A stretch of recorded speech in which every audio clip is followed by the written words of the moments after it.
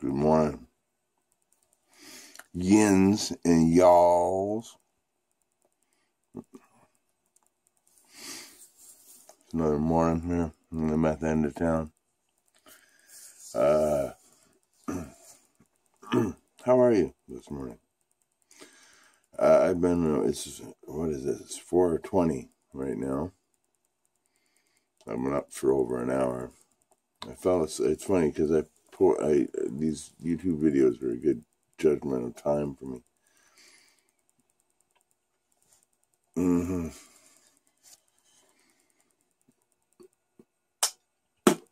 No ping this morning. That's okay. Yeah, I realized I posted a video. I had this broken fucking guitar. It's like completely broken. It has like 3 strings on it. Doesn't work in any other way. So I just tuned you can hear me tuning the strings in the song, actually, 2 occasions if you listen.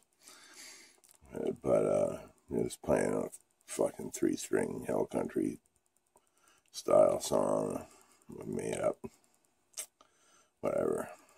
But I posted right before I fell asleep, and then I woke up.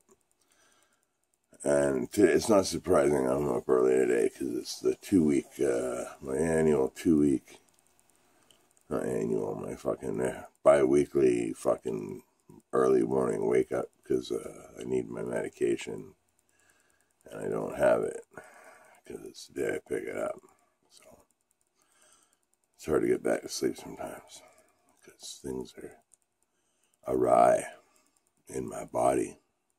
In my body, things are wrong. Things are going wrong. No pinging this morning. I got kind of cotton mouth. I guess that's a good way to put it. I just took a bunch of other medications. I don't even want to go into it. I don't talk about that shit here. But I'm not surprised to be awake here. Let's just say that. I'm glad I got a couple hours of sleep. Every hour of sleep for me is like 2 hours of sleep for a normal person, I feel. So, but oh fuck, I was gonna do a couple shout outs. I got it because there's a guy. I'll do it on the next video I do. It's just so fucking early. I forgot to write it down. I wanted to shout out my new subscriber. I also wanted to shout out. What's his fucking name? No, I can't even remember. Okay, I'll do this next video. There's some shout outs I want to give. The one shout out I do really want to give is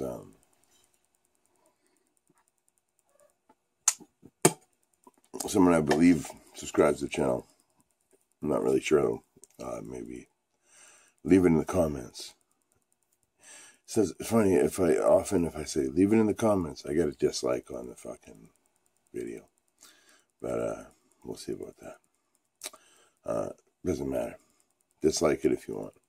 Give it fucking 20 dislikes if you want. I don't fucking care. But Dane Anderson, Facebook friend of mine, I've known probably for a year now, through various groups. I think we just kind of connected as Facebook friends, but I've known him for about a year through various groups, various blues groups and stuff like that. Very cool guy, part of a Warehouse Strangers group, and yeah, he was telling me, he wrote me an email, or a messenger or something. He in the 80s, he worked for he lives up the road from Copenhagen, the American snuff company where they make Copenhagen and Skål, and at the time Rooster.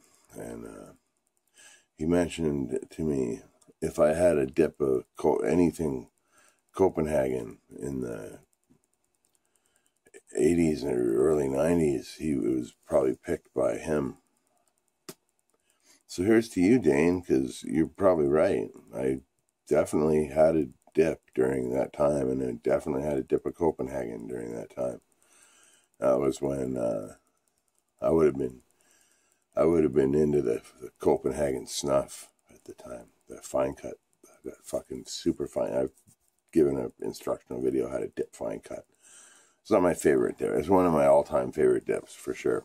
It's in my top five favorite dips, but it's not one that I can do on the regular. You know what I mean? It's available here. It's the one of the cool snuffs that's available here in Canada. Once again, it doesn't hold a candle to the American kind. And second of all, it's just easier to do a long cut. You know what I mean? And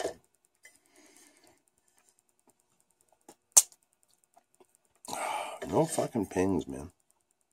Anyhow, I'm going off on this video about stuff. Dane, cheers, buddy. Yeah, I've probably dipped your snuff. Absolutely. Without a doubt. But I've been telling stories of friends of mine who've been locked up in prison and things, and how they reacted when they came out and shit like that. It's been making me think of a lot of crazy shit that I saw at a young age. So I'm gonna tell a story that isn't prison related, but it's a crazy fucking story that I saw when I was 14, grade 9, 10, grade 10 I was in. And we used to hang out at this mall in Oakville where I grew up.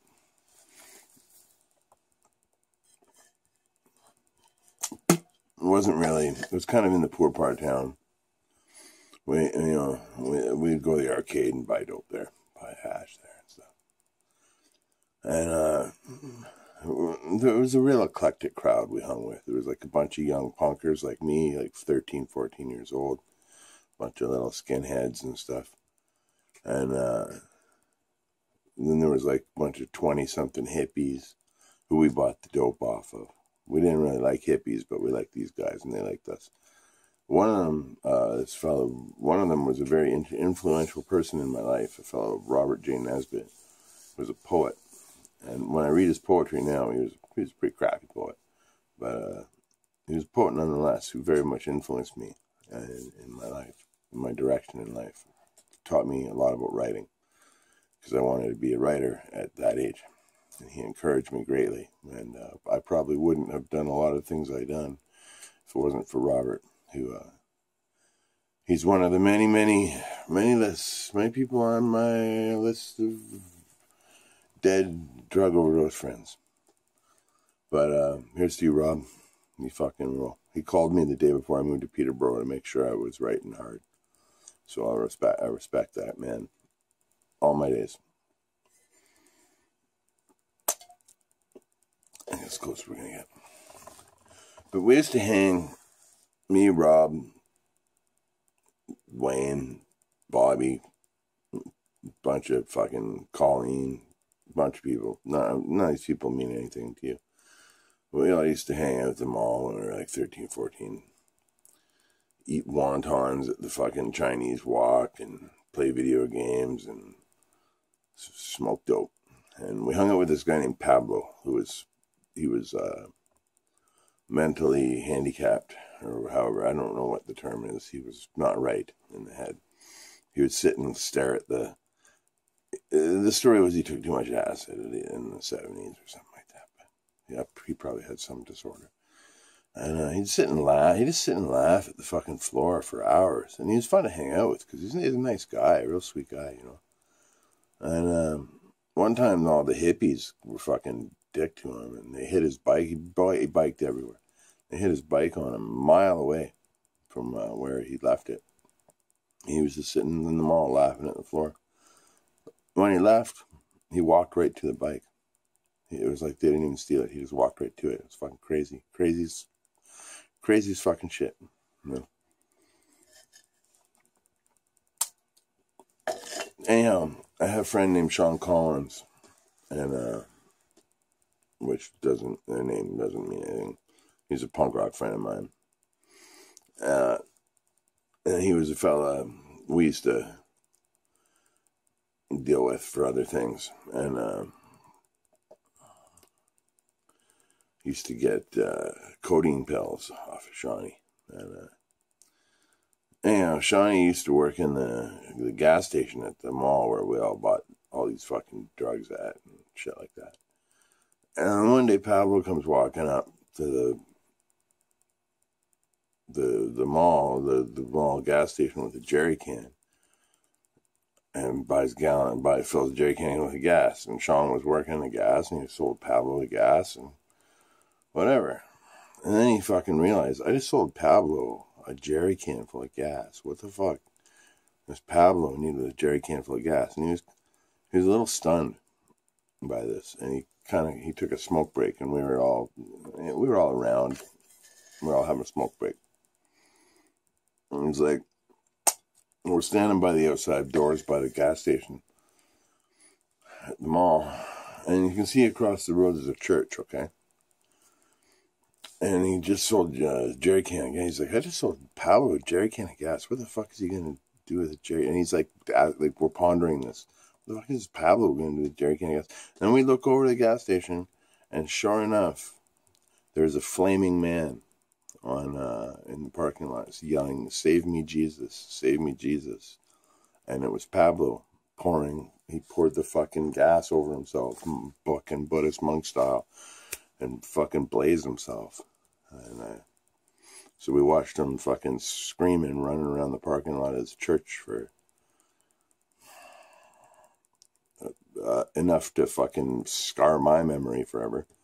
And he was dead.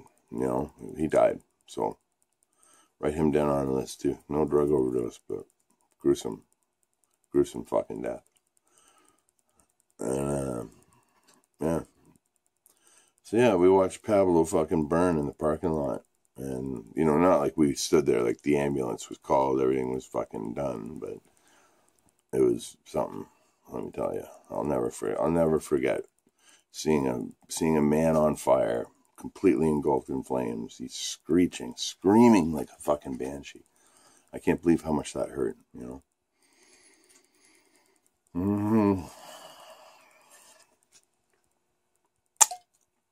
It's almost there. Anyhow, that's about as fucking good we're gonna get as mine. The video's coming to a close, so I'll call it out. But I'm gonna write down some shoutouts for the next one. So I got some people I want to thank. Thank you for all your support. I know not many people are watching these videos these days, but if you do, thank you for your support. And thanks always to Hillary and to Dan and to Kurt, all my people, and my family that isn't my blood, but my family. Ma familia. However the fuck you say that in America. Ma familia. I don't know. Anyway, I hope you're all free and well. I'm going to be up. I'm going to get my fucking meds and feel better. And I'll be back at you, I'm sure, later on. Because I'm going to be feeling better in a few hours. So, it's all good.